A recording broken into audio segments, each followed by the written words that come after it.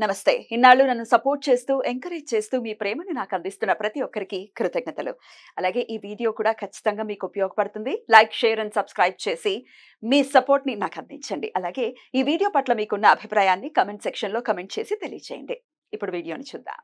నమస్తే. Welcome to our channel. నేను పద్మిని. ప్రస్తుతంతో పాటు ప్రముఖ ఆధ్యాత్మికవేత్త, నారీ సేన ఫౌండర్, దత్త ఉపాసకురాలు, శ్రీపాద శ్రీవల్లభ దత్తపీఠం వ్యవస్థాపకురాలు శ్రీమతి లతా దత్త గారు మనతో పాటు ఉన్నారు. మాట్లాడదాం. అక్క నమస్తే అక్క. నమస్తే రా పద్మిని. అక్క, భరించలేనటువంటి అప్పులు ఉన్నాయి మాకు. ఏం చేయాలో తెలియట్లేదు. అప్పులు ఎంత ట్రై చేసినా తీర్చలేకపోతున్నామని అడిగే వాళ్ళ సంఖ్య ఎప్పటికప్పుడు ఉంటూనే ఉంటుంది. ఎందువల్ల జరుగుతుందో తెలియట్లేదు. పాపం చాలా బాధ అనిపిస్తుంది వాళ్ళని చూస్తే.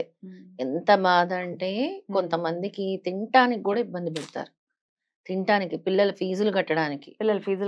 అయితే వస్తున్నాయి కామెంట్స్. అసలు అప్పులు వాళ్ళు వస్తున్నారండి, మేము భరించలేకపోతున్నాము.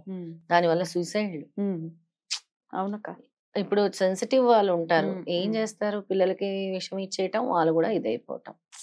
చాలా ఘోరమైన డెసిషన్స్ అవి మాత్రం. చాలా రెసిషన్స్. అసలు రెసిషన్ పీరియడ్ లో ఇలాంటి డెసిషన్స్, అదే డెసిషన్స్ చాలా డేంజర్ గా తీసుకోవటము.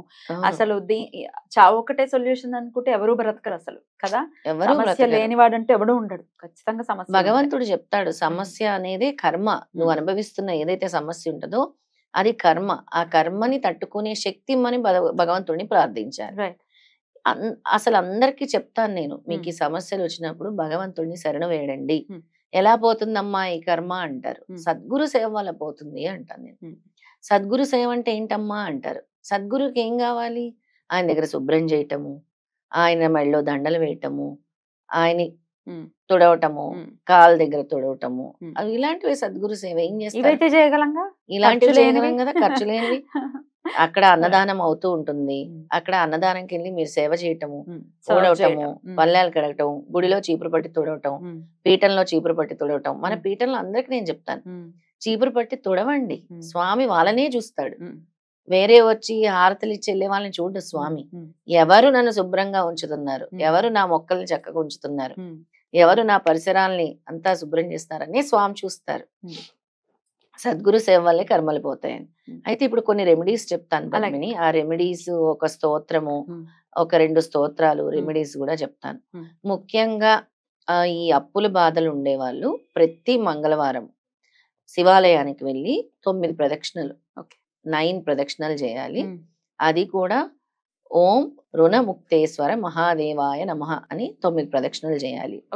తర్వాత అక్కడ ఏమి మీకు ఖర్చు లేకుండా బిల్వపత్రం ఎక్కడైనా దొరుకుతుంది, తీసి ఈశ్వరుడి మీద పెట్టాలి. ఇంకొకటి ఏంటి అని అంటే కనకధార స్తోత్రం చాలా పవర్ఫుల్. ఆదిశంకరాచార్యులు స్వయంగా ఆయన ఒక స్త్రీకి ప్రసాదించినటువంటిదే కదా కనకధార స్తోత్రం. ఈ కనకధార స్తోత్రము నమ్మకంతో ప్రతిరోజు 21 రోజులు భగవంతుడి దగ్గర కూర్చొని దీపం వెలిగించుకొని తేనె నైవేద్యంగా పెట్టి, లక్ష్మీ అమ్మవారి దగ్గర తేనె నైవేద్యంగా పెట్టి ఈ కనకధార స్తోత్రాన్ని ఉదయం ఒకసారి, మధ్యాహ్నం ఒకసారి, సాయంత్రం ఒకసారి, రోజుకు 3 సార్లు పఠించాలి. 21 days 100% నీకు ఏదో ఒక రూపంలో ధనం వస్తుంది. ఏదో ఒక రూపంలో. ఈ అప్పుల బాధ నుంచి ముందు నువ్వు బయటపడాలంటే ఏదో ఒక రూపంలో స్వామి నిన్ను అనుగ్రహిస్తాడు. తర్వాత నీ కర్మ ఎక్కువ ఉందనుకో, గోవుకి నానపెట్టిన కందిపప్పు, బెల్లము మంగళవారాల రోజే తినిపించాలి. నానపెట్టిన కందిపప్పు, బెల్లం ఒక 5 మంగళవారాలు వెళ్ళి గోవు దగ్గరికి వెళ్ళి ఈ విధంగా చేయాలి. మన కర్మలు పోవడానికి రకరకాల రెమెడీస్ చెప్తూ ఉంటారు. వ్రతం వల్ల, హోమం వల్ల, ధ్యానం వల్ల, మంత్రం వల్ల, గోసేవ వల్ల.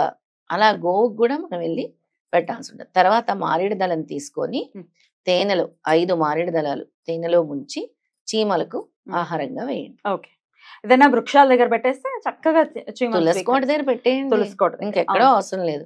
మీ ఇంటి బయట తులసికోట ఉంటుంది కదా, చక్కగా నల్ల చీమలు వచ్చి తింటే, ఎప్పుడైతే నల్ల చీమలు వచ్చి తింటాయో మనకి లక్ష్మీదేవి వచ్చినట్టే. అవును, నల్ల చీమలు చాలా ఆస్పిషియస్ అన్నట్టు. చాలా చాలా ఆస్పిషియస్.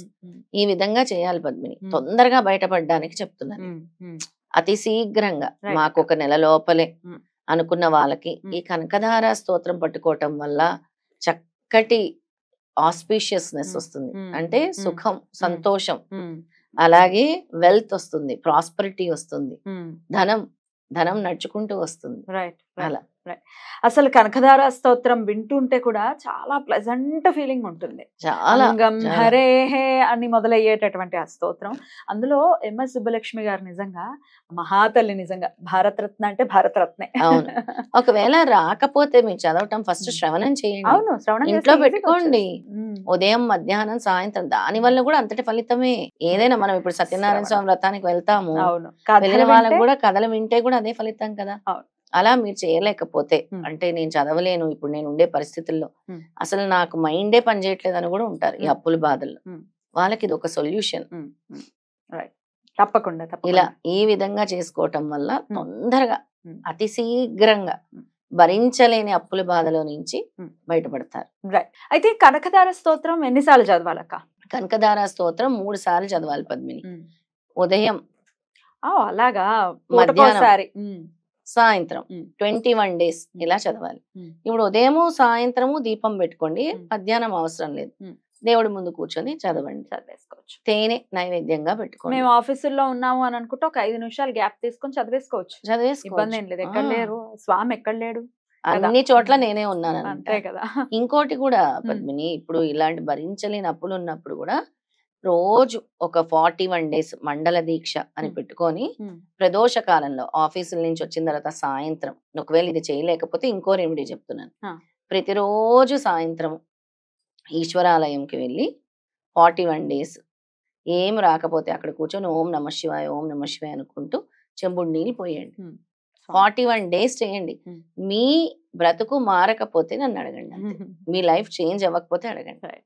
బ్యూటిఫుల్ అక్క, చాలా అద్భుతంగా వివరించారు. ఖచ్చితంగా ఇవి చేసుకుని అండ్ సిస్టమేటిక్ గా లైఫ్ ని కూడా లీడ్ చేయాలి.